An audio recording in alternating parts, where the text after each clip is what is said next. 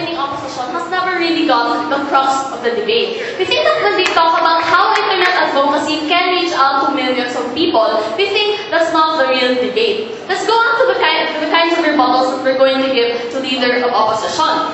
First, we agree that people can raise awareness around the world. But we question, who really should hear your opinion and appreciate it? And who is going to make the change in your democratic society? It's your government and other sectors of society. We tell you first that not always can people around the world make your change in the society. But even if we say, Mr. Chair, that there can be kinds of advantages to having internet advocacies, that people can, for example, donate $10 or $1 million, we think that it doesn't mean that this is democratic participation. It just means, Mr. Chair, that you reach out to people around the world. Granted that it's an advantage that people will do so, does this really mean that it's true democratic participation? We think that even more, it encourages people to be slack about the activism that they create. We think that what's happening that, at least in your democratic society, within your democratic state, nothing is happening. We think that democratic participation also needs to reach to people in your government and other sectors of society. Sit down. But let's talk about how there are other ideas. First, they tell us the greatest barrier of action is feeling alone, and advocacy helps us to find others. First of all, this is the first response coming from opening government. Historically, we were able to do so without the internet. Even in the history of the Philippines, we think that we were able to create rallies and protests and all these kinds of things without having the internet. And this even translates, for example, even before in feminism, in history, Mr. Chair, we're able to find each other. But we say that, Mr. Chair, we say that it isn't intrinsic to the idea of an internet, where people can find niche ideas. We think that even in our scenario, they're able to do so. And we think that even more, we're going to be able to achieve better kind of discourse. And how are we going to do so? Sit down. I'm going to integrate more rebuttals in my extension. Let's talk about the extension first. While RJ talked about people who made the advocacies, I'm going to be talking about people who join these advocacies online. Sit down. Why is critical internet mass weaker and less valued? And what's the difference in the magnanimity? We think that what happens in that kind of internet advocacy is that people are not incentivized to use other channels of participation. What's happening in status quo? It's so convenient for other people to say, Mr. Chair, that we have a page online. Like this and support this, and maybe we're going to create an internet mass. We think that what's happening, therefore, is people are not incentivized. In this kind of setup, Mr. Chair, people are half-hearted at best, Mr. Chair, and people aren't encouraged to understand the issue.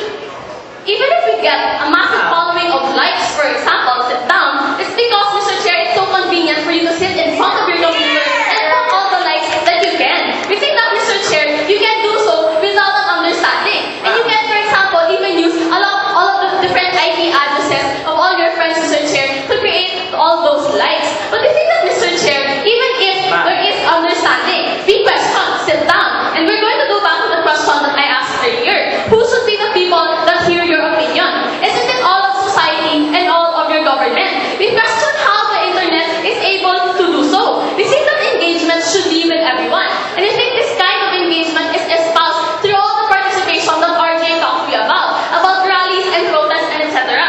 We think in comparison to the manifestation of their willingness to actually put effort into their support, when you rally and you protest and you lobby and you even debate, we think that the intrinsic characteristic is that people translate their thought and their support into direct action. And that's what we think is true democratic participation.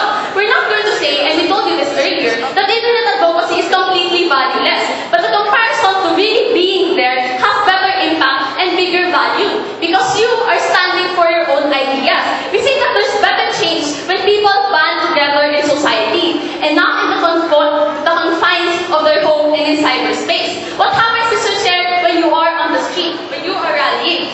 We think that collective unit that is formed sends the strongest possible message because they're more visible, Mr. Chair, and they're more relatable. What does this do to other less active members of society?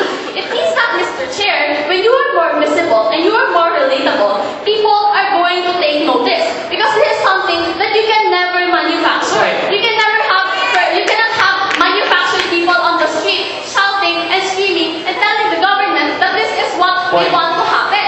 And that's what's so easily manufactured.